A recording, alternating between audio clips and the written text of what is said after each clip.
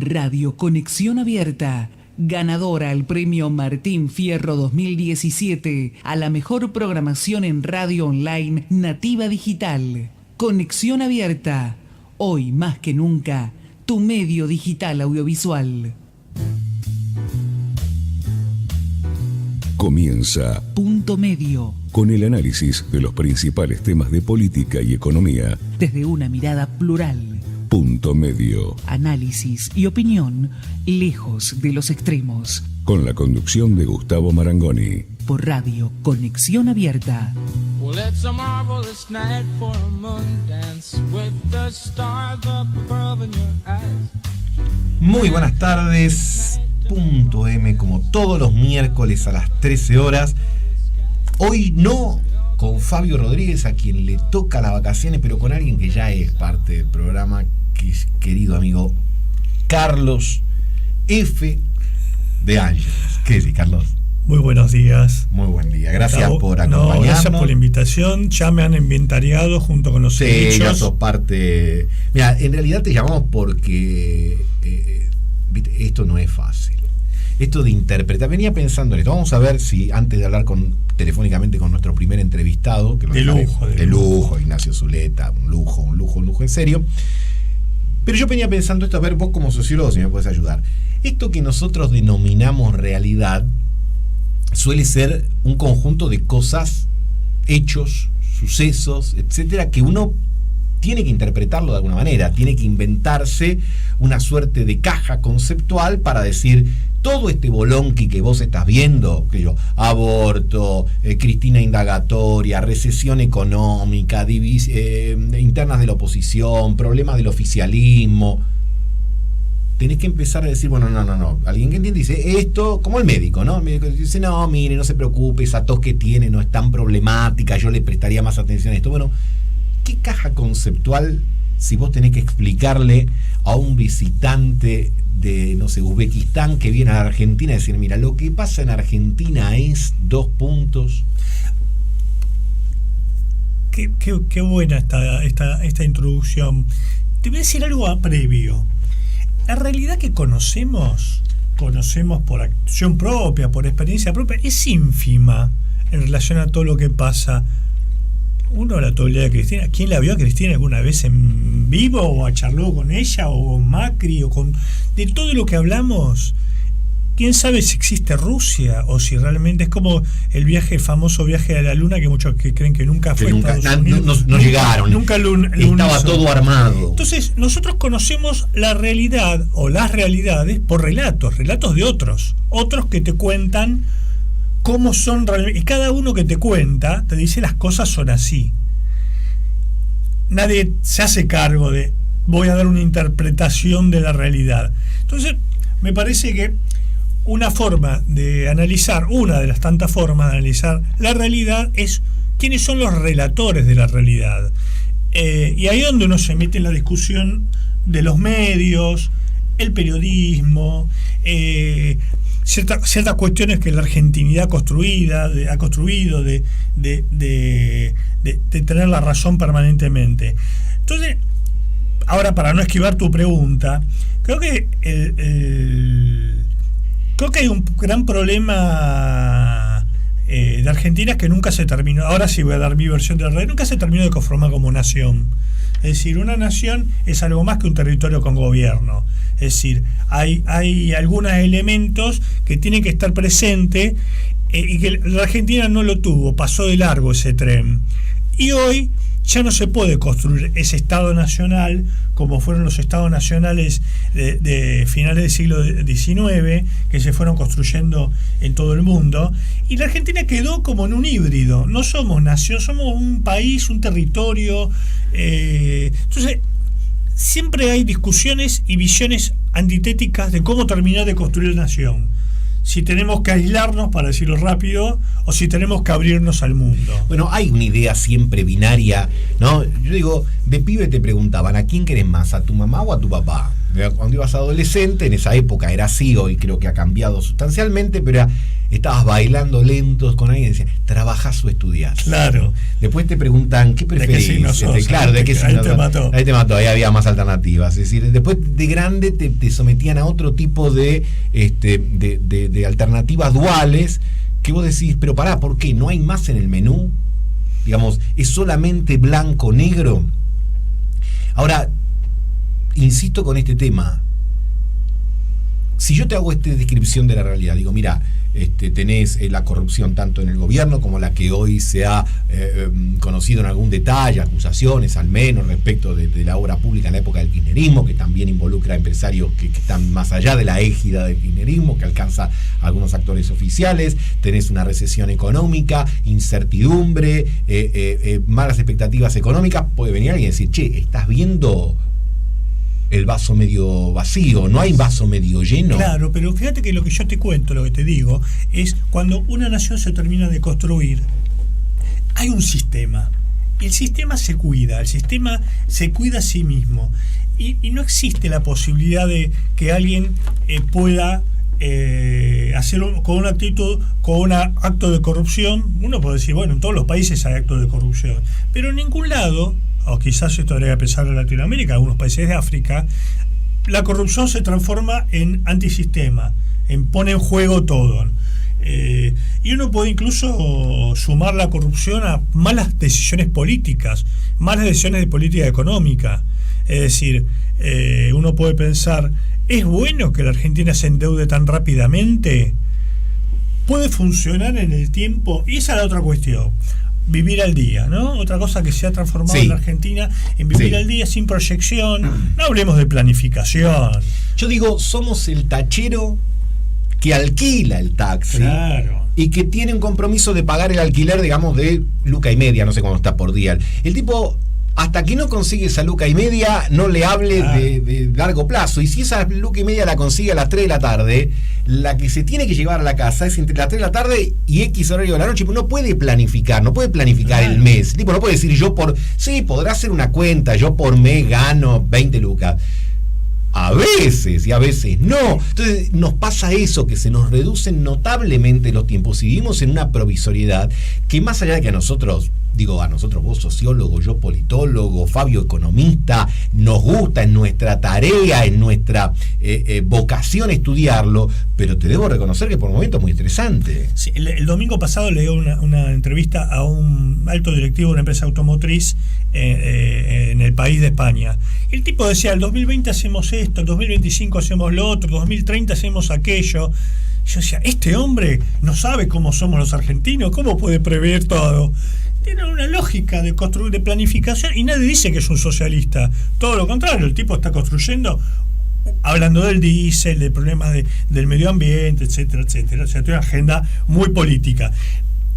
Y en la Argentina hemos abandonado, si alguien dice, bueno, tenemos que hacer un plan para desarrollar la industria del software y en el 2020 hacemos esto.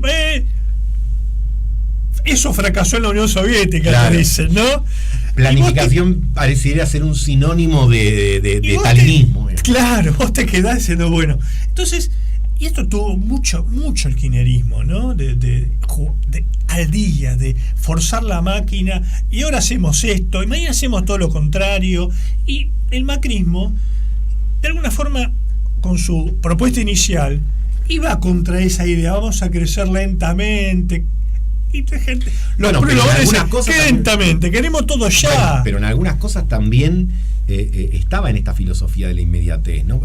La inflación es un tema que se resuelve rápido. Sí. Bueno, las inversiones llegan con nosotros, es decir, un poco de ignorancia parece también, que ¿no? puede ser, digamos, pero parece que la inmediatez y la velocidad, que si se quiere es uno de los atributos del mundo en general, pero en Argentina, ¿no? Vamos mucho más rápido. Es decir, te voy a decir, mañana planto un algarrobo y pasado quiero que me dé sombra. Y vos decís, bueno, pará, esto lleva su tiempo. O sea que decís esto, la soja es uno de los vegetales que crece más rápido. Entonces ha encontrado el país. Claro, encontró el país ideal. Me decís, soja, el famoso yuyo, el que hablaba de Argentina. El famoso yuyo, claro. Además resiste mucho muchas enfermedades, etc. Lo que pasa es que necesitaríamos más productos de esa naturaleza para poder llevar adelante. Soja social. Claro, una suerte de soja social. Pero yo me acuerdo que alguna vez había leído un artículo de Oscar Landi. Yo era estudiante universitario y me acuerdo que me había dado mucha bronca. Oscar Landi, para aquellos que nos escuchan y no lo conocen, fue uno de los expertos, si se quiere, en temas de comunicación. Gran semiólogo. Claro. Y el título era muy provocador. Él decía, ¿es la Argentina un país posible? Y lo asocio con esta introducción que hacías vos, ¿no? Este tema de que a lo mejor nos saltamos alguna materia y ahora ya es tarde, porque el título lo tenés medio trucho, qué sé yo, pero esa materia no la podés volver a cursar. Vos enfrentás la globalización muy débil, muy vulnerable. El país está estructuralmente muy vulnerable. Y el tema es por dónde darle fortaleza, porque yo digo, sea que privilegies la política, sea que privilegies lo económico, esta inmediatez no es propicia para ninguno. Es decir, ¿de qué manera alguien puede planificar inversión? Seas inversor local, inversor extranjero, etcétera, si lo que vos ves es todo muy tumultuoso. Macri cometió un error en diciembre que dijo nos quedamos 20 años. Fue el vamos por todo de Cristina. Mucha gente dijo, ¿cómo? ¿20 qué? Sí, ¿no? En Argentina todos los que planificaron en general por mucho tiempo terminan con esquemas mucho más modestos, ¿no? Pero bueno, vamos a hacer una cosa, vamos a tomarnos un respirito, vamos a un tema musical y ya después, si nos conectamos con nuestro primer entrevistado.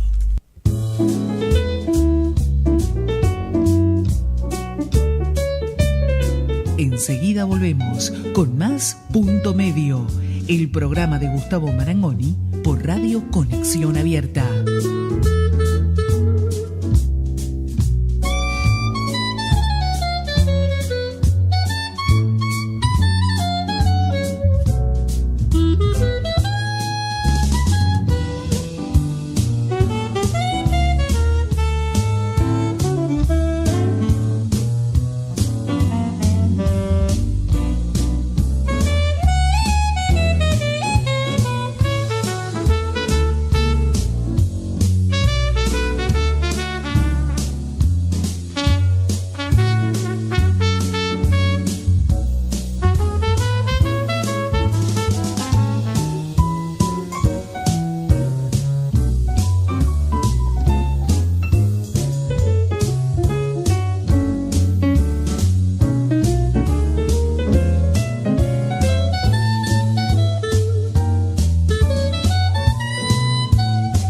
Punto Medio.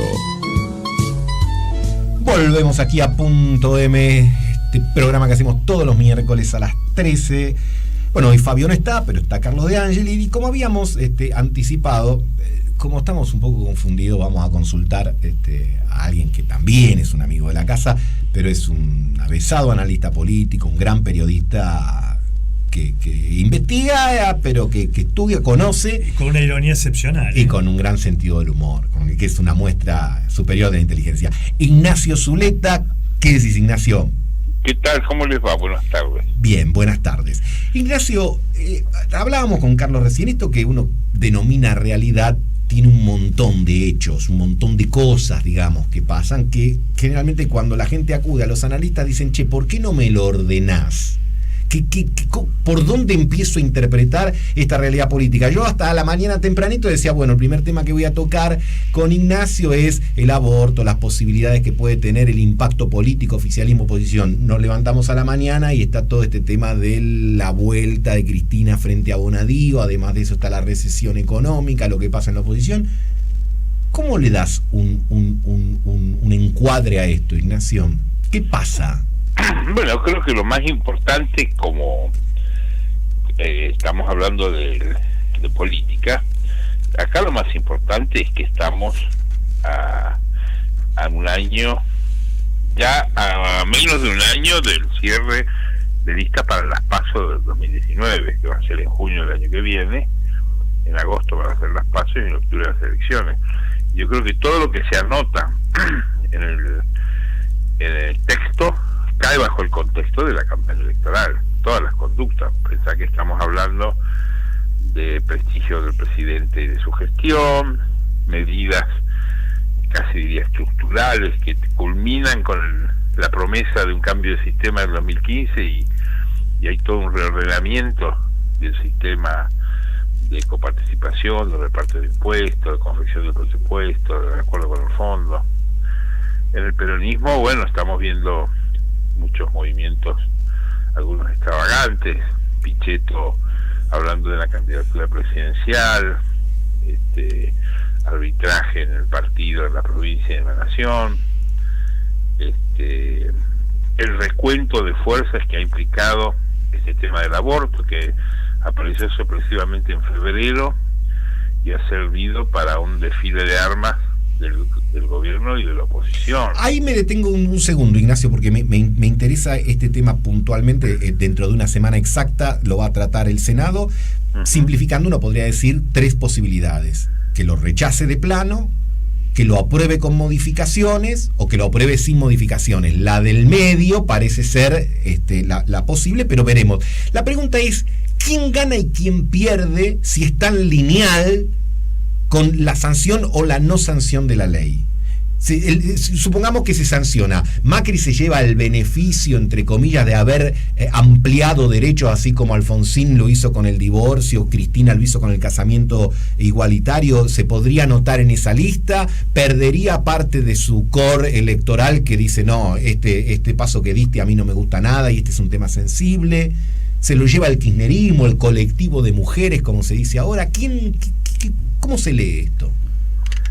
Primero, creo que la posibilidad, de las 3 posibilidades, hay una única sola posible, que no haya aprobación del dictamen de diputados y que se caiga la ley. Hoy la situación es esa: los 35 votos que tienen el no, si son inconmovibles como parece, ya ganaron, o sea, no hay tutía. Y en el mejor de los casos puede haber un empate, modificando el quórum, alguien que se vaya del número en el momento de la votación, estaría cerca del empate de Michetti, que va a ir también por el no. O sea, hoy yo no les veo ninguna posibilidad, y además que lo dicen ellos, acá no hay ninguna posibilidad que salga el dictamen de diputados. En una de esas, el esfuerzo conmovedor que están haciendo los del sí con los del aborto extremado, o sea, una ley, como dicen ahora, el verde claro, dicen. Claro. Ahora, ¿cómo? Solo despenalización, no legalización. Sí, modificando, toqueteando el código, digamos, lo que algunos dicen puede la reglamentación, etcétera. Pero en fin, hoy la ley se está muerta. Ahora, ¿quién gana y quién pierde? Yo creo que lo que falta aquí es incorporar un relato solvente de por qué ocurrió esto. La crisis del tema del aborto va al Congreso como una decisión del gobierno de Macri de impedir que el 8 de marzo hubiera una sesión especial para tratar el tema del aborto, en un intento que se había hecho varios años antes y no había tenido quórum, no había tenido posibilidades de concretarse. En la reunión la manifestación del 21 de febrero de Moyano, hubo una manifestación, una columna muy importante del voto que pedía la despenalización, y había un proyecto con 70 firmas de diputados. El oficialismo del Congreso estimó un cálculo de Baqueano, que es el que tiene 70 firmas en un proyecto tiene quórum, porque además el peronismo, con tal de producir el daño al gobierno de una sesión especial exitosa, iba a apoyar el proyecto, para por lo menos en el número. El gobierno, ante eso, dijo, habilitemos el tema, hagamos lo propio, hagamos un proyecto y vamos adelante. Creo que esa fue una táctica para que el 8 de marzo, una semana después del primero, que Macri inauguraba el periodo legislativo, lo tuviera el gobierno arrancara el año con una derrota legislativa. Ahora, ahí, Ignacio, está la declaración de Carrió, que dijo al presidente, le dijeron que el tema se trataba pero que no se aprobaba. Ahí la verdad es la siguiente: el gobierno habilita el tema, como todos los actores del round de diputados, en la presunción de que ganaba el no. No es que lo hicieron porque ganaba el no. Desarrollaron una táctica presumiendo que ganaba el no, porque el cálculo era, aún de la oposición y de la iglesia y de todos, era, va a haber dictamen a favor, pero en el recinto se muere. Y de hecho en el recinto salió con 5 votos, cuya diferencia la dio La Pampa, en un cálculo de especulación electoral, no por un problema de opinión sobre el fondo del tema. O sea, todos actuaron en el primer round como que ganaron el no. Eso cambia cuando gana el sí y empieza una nueva guerra en el Senado, que es la que hemos visto hasta ahora.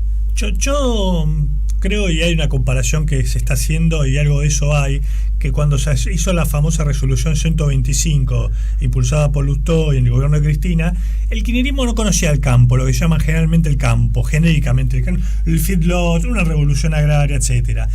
Puede ser también que esta situación que vos decís, que un poco impulsa por una especulación y mirando el ultra corto plazo, tampoco conocieron bien o no conocen bien el movimiento de mujeres, la potencia que tiene, la capacidad de movilización. Hoy en la Argentina hay pocos actores que movilicen y en esa convicción, además sectores medios, urbanos, muy formados. ¿Pensás que hay un desconocimiento también de ese sector? No, creo que reaccionaron conociendo el sector.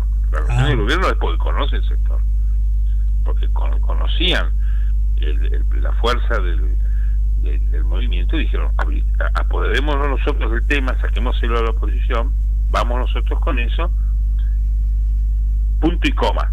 Total, en cualquier encuesta que se tomara sobre el tema ayer, hoy y mañana, el público está dividido mitad y mitad, y de hecho lo que expresa el Congreso, 5 votos arriba en diputados, 3 o 4 abajo en Senado, refleja que hay una opinión dividida sobre la cuestión, que digamos ahí uno va a ir a las demografías.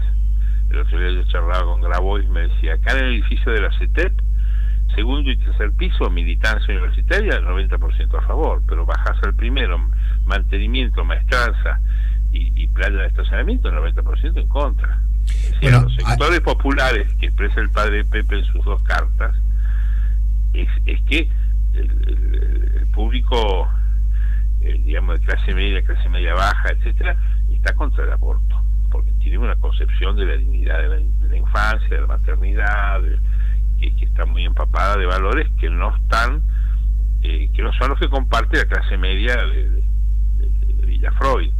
O sea, hay una consideración que parte de la demografía. Marangoni, que es un politólogo, conoce muy bien, es un clásico de la sociología, el tema del control de la natalidad en las clases emergentes. Mira que vos subís en la escala, esto es una observación de hace 100 años, 50, 70 años de la sociología. La gente crece en calidad de vida y baja la natalidad de cualquier forma, con anticonceptivo, con abstinencia o con aborto.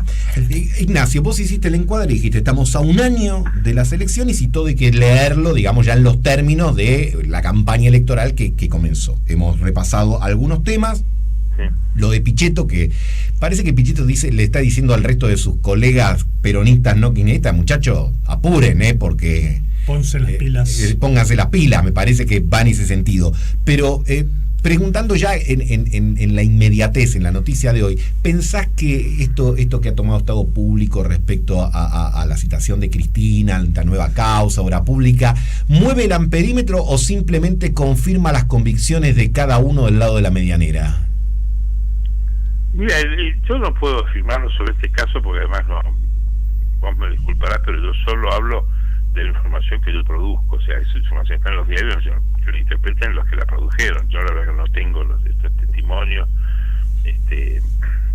Siempre la magia de un arrepentido conmueve el perímetro, el pontacuartismo.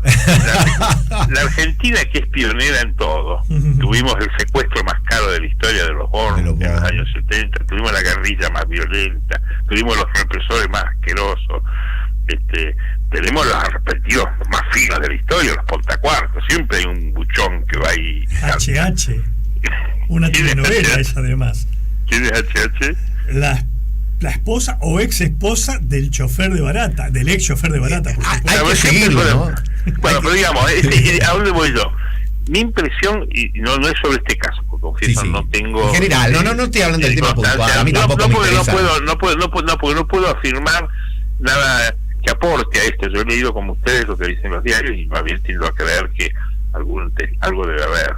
Ahora, si uno mira la historia reciente de la Argentina, de los grandes casos de judiciales vinculados a la política, uno tiende a creer que el público que vota está blindado respecto de esas historias. Yo cito dos casos siempre. Uno es el 2011. En 2011, en el mes de mayo, estalló el caso Schroeder, que comprometió en aquel momento a gobernadores, intendentes, madres de Plaza de Mayo, Ministerio de Infraestructura, $700 millones, un escándalo, no Schroeder, de Leve de Guarafini. Tenía todo.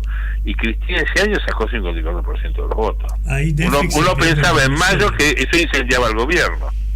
Y de hecho la oposición usó el tema cuanto pudo para voltear, diríamos, al gobierno y tuvo la mejor elección del peronismo en muchos años. El año pasado, en 2017, Cristina en la provincia de Buenos Aires saca 37% con debido incendiado, Vudú casi preso o detenido. O sea, es imposible imaginar un escenario de mayor desprestigio de exfuncionarios del gobierno. Y al peronismo de la provincia de Buenos Aires, que es el más importante de la Argentina, salió segundo, pero no le fue mal. Es decir, retuvo una cuota de votos que es la histórica. Es decir, yo creo que el público no sigue este tipo de hechos noticiosos que son importantes. Yo no abro juicio. El caso Nisman en enero del 2015,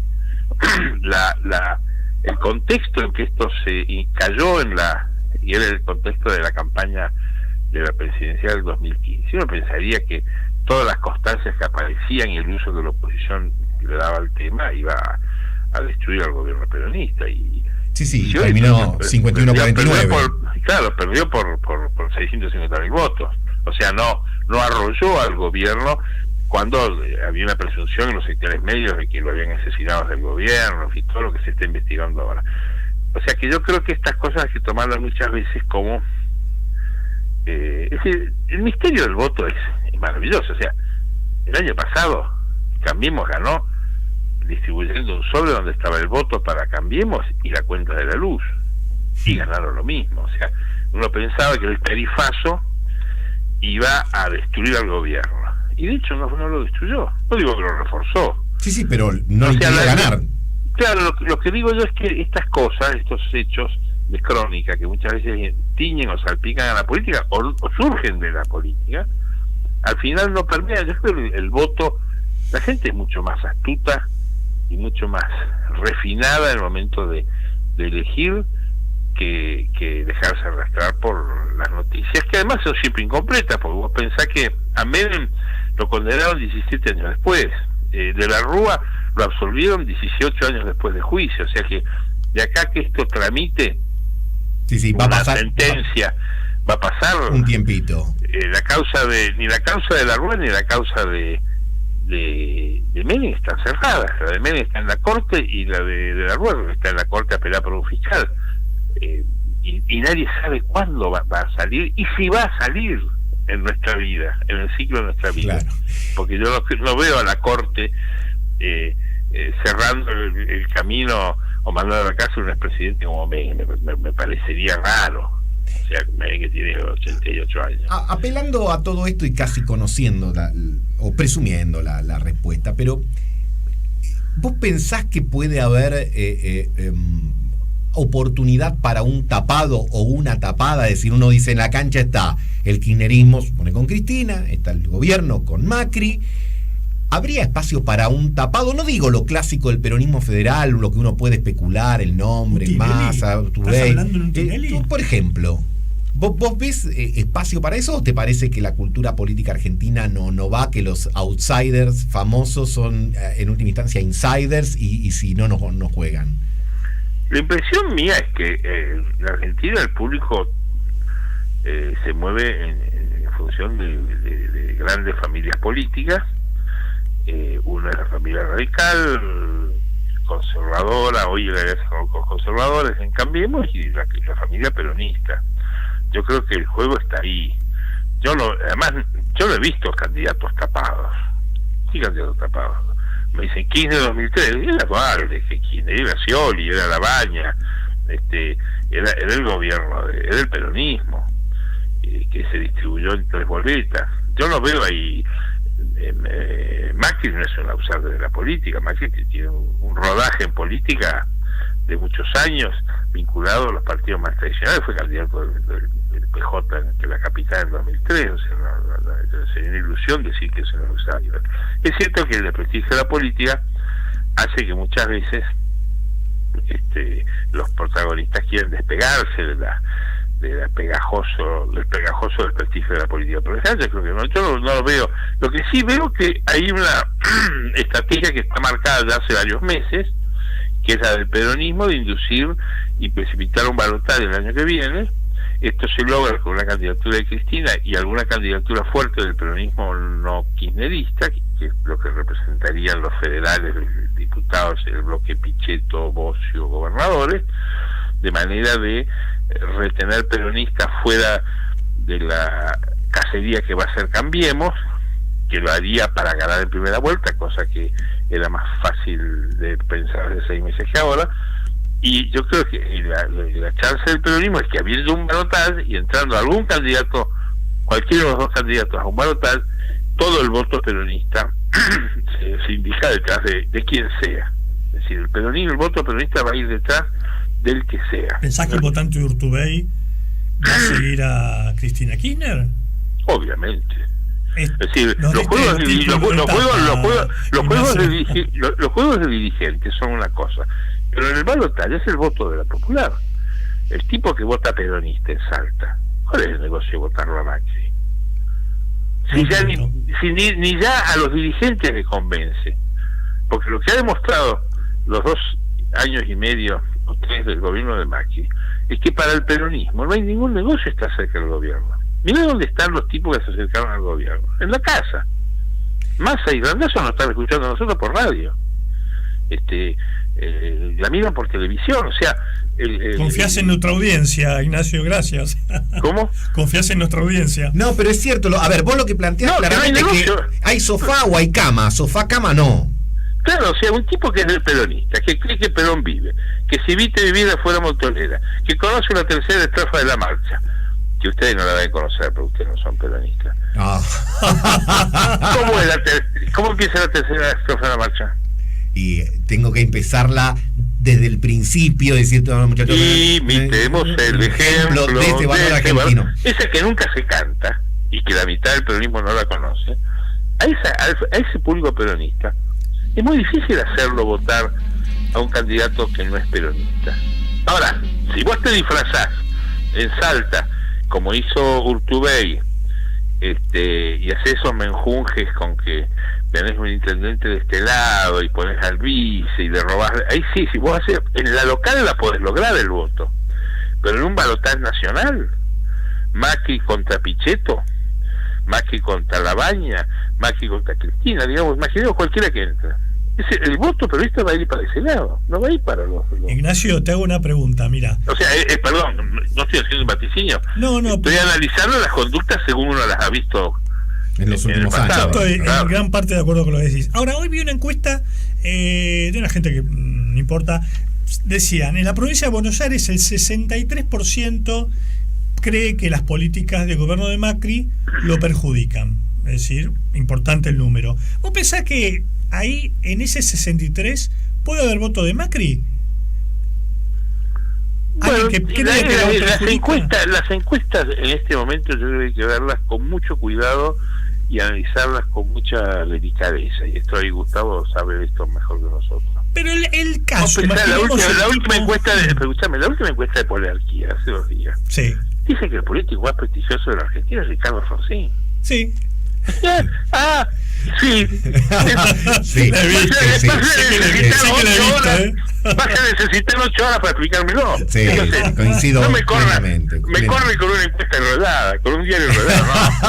No te corro, pero quiero saber si pensás que alguien frente a una conciencia marxista que no votaría por quien le trae problemas económicos, lo votaría igual. Esa línea, hay ideología ahí. Yo creo que el 60 de rechazo es un 40, no digo de apoyo, pero de apoyo indiferente. Sí. En la última encuesta anterior de Polarquía llegaba al 39% de gente que cree que el año que viene le va a ir bien o muy bien.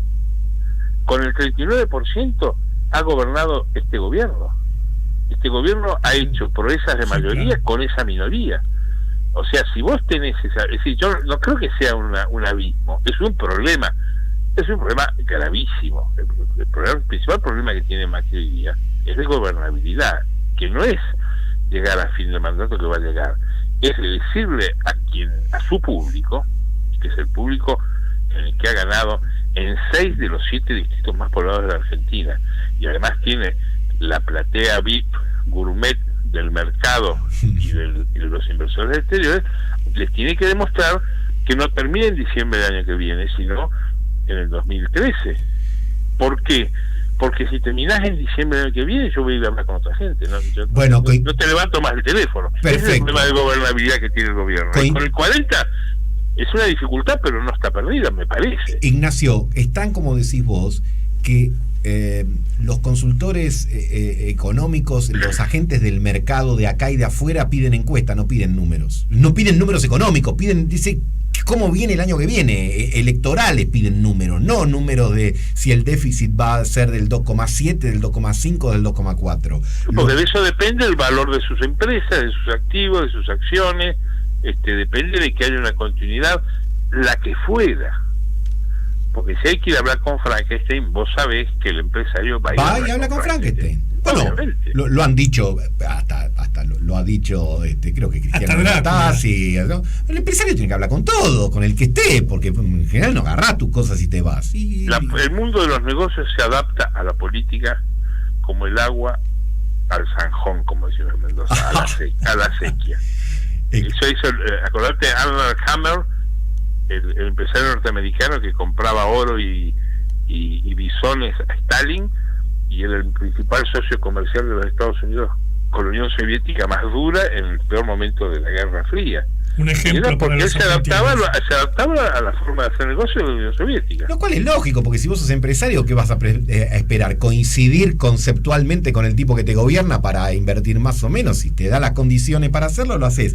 Una pregunta más, antes de dejarte en paz y agradecerte todo el tiempo que nos has dado. Vos escribiste hace 10 días aproximadamente, domingo, Clarín, yo dije, la bomba total, lo retuiteé todo, digo, que el gobierno estaba analizando la posibilidad mediante el DNU de desindexar los haberes jubilatorios, que previa charla con algunos referentes importantes de la oposición que le dijeron, mirá, esto por el Congreso no pasa, diciembre remember, pero si querés, mandate. ¿Hay posibilidades 10 días después? Porque acá en la Argentina tenés que preguntar, ¿hay posibilidades de eso hoy? Mira, la información existió, es decir, hubo en las reuniones que tuvieron funcionarios de Interior y de Hacienda con ministros provinciales hace 2 semanas, a algunos de ellos, que son mi fuente y tengo el testimonio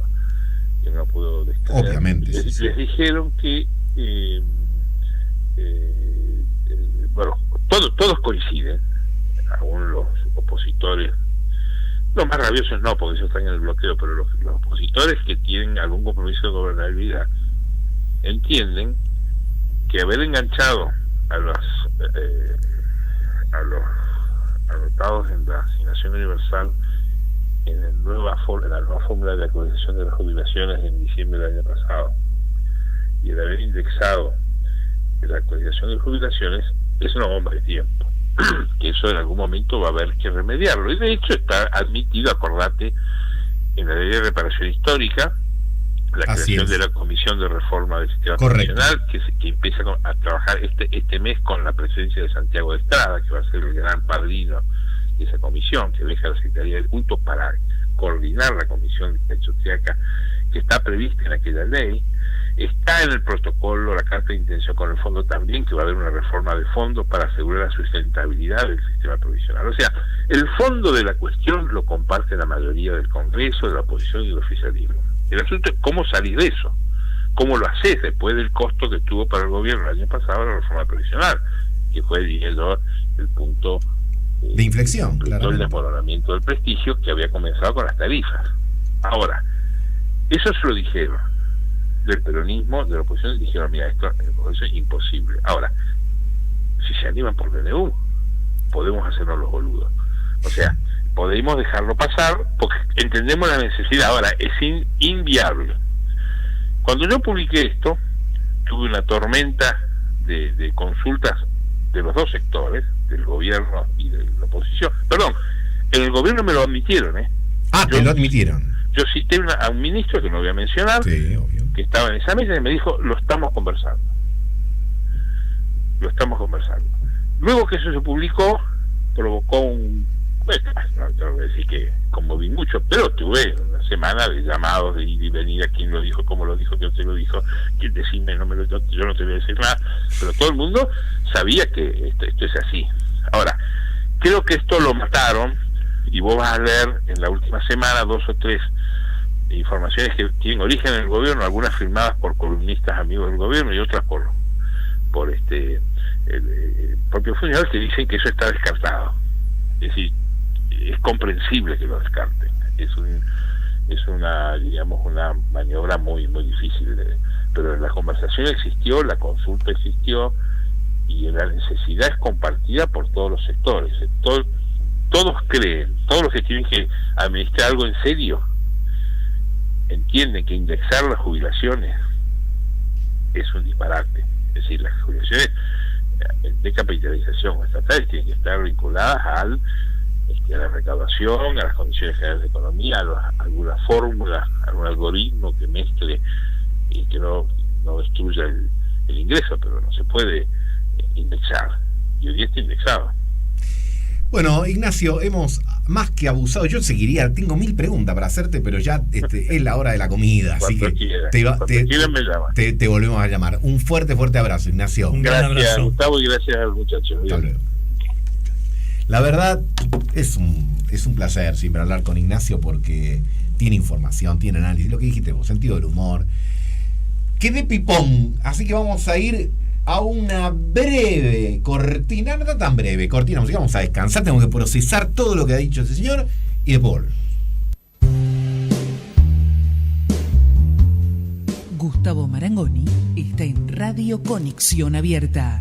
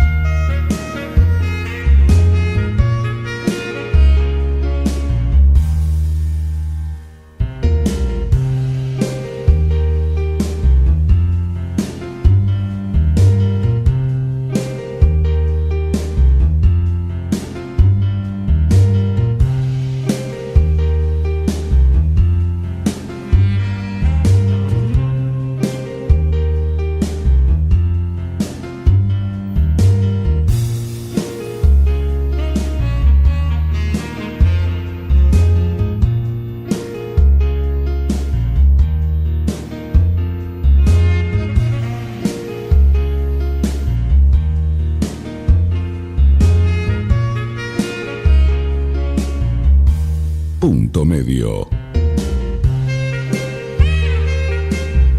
Volvemos, .medio.m, miércoles 13 horas, aquí con Carlos De Angeli. Pero, Gustavo, qué bombas que tiró Ignacio Zuleta, ¿eh? Sí. La verdad, a ver, repasemos porque me parece que es una buena forma. Uno tiene que repasar al final, pero debo decir que su oficio de periodista lo hace más asertivo. Porque el tipo inmediatamente me dio el paraguas. Me dijo, estamos a un año de la PASO, viejo. El marco en el que vos querés poner la pintura es este. Primarias abiertas, simultáneas y obligatorias, las elecciones están en marcha, terminó el mundial, terminó todo. Terminaron las vacaciones de invierno, pero esto es una gimnasia, entonces vos tenés que... Vos decís, bueno, otros vendrán y dirán, no es así, pero el tipo te dice, mira, la cancha es esta, hay una red en el medio, está cada tenista de un lado del otro, y vos tenés que empezar a interpretar cada raquetazo en que Roland Garros se está jugando. Y se está jugando el premio mayor, se está jugando la reelección del presidente. Todo, va todo. Y quién es el que lo va a enfrentar, porque más allá de las encuestas que hemos mencionado y las que mismos nosotros hacemos de nuestra consultora, lo cierto es que hoy el escenario de balotaje, y voy a decir una verdad más obvia que una casa enorme, es mucho más factible de lo que era 6 meses atrás. Hasta, digamos, noviembre, si querés, del año pasado, todo parecía indicar que el gobierno podía ganar hasta en primera vuelta cómodo. Era 2023 la discusión. La discusión era 2023. Era así Marcos Peña, Vidal u Horacio Rodríguez Larreta. Eso cambió en el vértigo de la reforma previsional, de los tarifazos y básicamente de la corrida cambiaria. Ahora estamos en medio y acá tengo otra pregunta para hacerte a vos. Te voy a hacer una pregunta, me voy a posicionar... ¿Qué pretende usted de mí? Me voy a posicionar en una suerte así de ácido y te voy a decir, escúchame una cosa. El gobierno no resolvió como prometió el problema de la inflación acumulada del 100% de que asumió el presidente Macri. La lluvia de inversiones todavía pareciera no haber comenzado. Y un montón de otras cosas que podemos estar con la factura ahí al lado diciendo esto no. Ahora yo te digo, y además hay un ajuste machazo en marcha y por delante. Y sin embargo, nadie se anima a decir, están afuera de la copa. Entonces, si esto es una derecha neoliberal, que insensible, bla, bla, bla, bla, bla, y todas las cosas que Beatriz Arlo, por ejemplo, también dice de Cambiemos. La pregunta es, ¿por qué a 30 meses con resultados, vamos a ser suaves, escasos y con un horizonte bastante de nubarrones por delante, tiene competitividad? Yo creo que hay dos respuestas, sí, pero las dos son históricas. Es decir, creo que vivimos un nuevo antiperonismo 2.0, que se ha renovado con Cristina. Cristina, creo que su primer mayor logro es encender el nuevo antiperonismo. Y luego que Macri es una oportunidad única deseada por un sector no menor de la población, la Argentina blanca, la Argentina urbana, la Argentina que nunca tuvo este candidato, ¿no? A mí me hace acordar mucho al deseo norteamericano, después que tienen a Cassius Clay y todos los boxeadores peso pesado eran negros, la promesa blanca, ¿no? ¿Quién puede ganarle al peronismo? Bueno, han encontrado a alguien que pueda ganar el peronismo, que le ha ganado el peronismo. Entonces me parece que la respuesta es más política que económica, que técnica. Me parece que se juegan deseos muy poderosos, odios muy poderosos, porque a Cristina la odia mucha gente, la odia de una forma visceral, de una forma que uno puede pensar y recordar ese antiperonismo del 55, y me parece que estamos en esa... Y me parece que Macri... tenemos varios Macri que lo podemos ver en otro programa, pero el Macri que nos decía las cosas que todos pensamos, cómo puede ser un país tan rico con tanta pobreza, ese Macri que parecía en algún momento casi socialdemócrata, que Petrella decía que era de centroizquierda, cautivó y levantó lo que fue la alianza, levantó a un sector que nunca tuvo a quien votar, que votaba posiciones minoritarias, y me parece que está muy presente en la historia argentina y en la actualidad es un sector muy importante. Te voy a decir que de alguna manera escuchándote me acordé, y evidentemente tus palabras motivaron eso, del famoso comienzo del Facundo de Sarmiento. Sombra terrible de Facundo, voy a evocarte. Así comienza, para mí, el mejor ensayo de la República Argentina, escrito en estos 2 siglos y monedas que tenemos de historia de Sarmiento. Y después digo, si Sarmiento viviese, dirían, ¿para qué me puse a evocar a la barbarie? Mirá todos los problemas que traigo. Y yo te escuchaba y decía, bueno, Cristina evocó la sombra del antiperonismo y del no peronismo, la unificó y tiene esta alternativa competitiva. Yo la verdad que coincido bastante con tu análisis, ¿no? Yo creo que hay un porcentaje de la población, y esto lo hablamos el miércoles pasado, hay un porcentaje de la población que dice, yo sé lo que no quiero que gobierne el peronismo. Es una mezcla en de cualquiera roca, de sus formatos. Es una mezcla de roquismo y mitrismo. Bueno, eso antes me refiero 40 años atrás, era el balvinismo. El 22%, el 23%. Bradeno Perón. Pero como pasaron cosas... Bradeno Perón. Pero como pasaron cosas, hoy esa plataforma es un poco más alta. Eso me parece que le da competitividad, y el gobierno y el presidente, con astucia, y esto hay que decirlo, tira temas que unifican eso. Fuerzas Armadas en seguridad. Es un tema para unificar ese porcentaje. Claro, claramente, lo para unifica. mira, no te puedo. Hoy, la verdad que la prosperidad que te había prometido, no te doy obra pública, no te puedo dar obra pública, ni te puedo dar más consumo, y probablemente viajes un poquito menos afuera o más espaciado. Pero simbólicamente yo te voy a premiar. Son apuestas muy riesgosas también, ¿no? Bueno, como toda apuesta. Toda apuesta que vincule con la represión, con las fuerzas policiales, con cierta carta blanca, te aparece un chocobar que te pone todo foja cero. No es la obra pública, que la obra pública es todo ganancia. Sí, ahí yo tengo, hoy ya estamos casi finalizando el programa, y uno tiene así razonamientos que llevarían más tiempo, ¿no? Pero yo digo que en la Argentina hay una cultura progresista que es más extendida que el voto progresista. Y yo creo que esto Macri y sus asesores, básicamente Durán Barba, etcétera, lo tienen muy bien cuantificado. Es decir, vos tirás el tema Fuerzas Armadas en seguridad, y la reacción de la comunidad política y periodística es una, y la reacción de sectores más amplios de la sociedad es otra.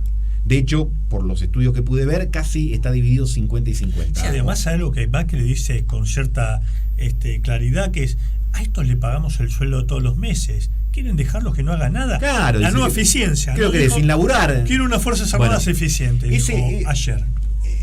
Ya que estamos a nivel de citas, Paul Valéry, un gran escritor y filósofo francés, decía que no se puede gobernar solo por la coacción, se necesita de fuerzas ficticias.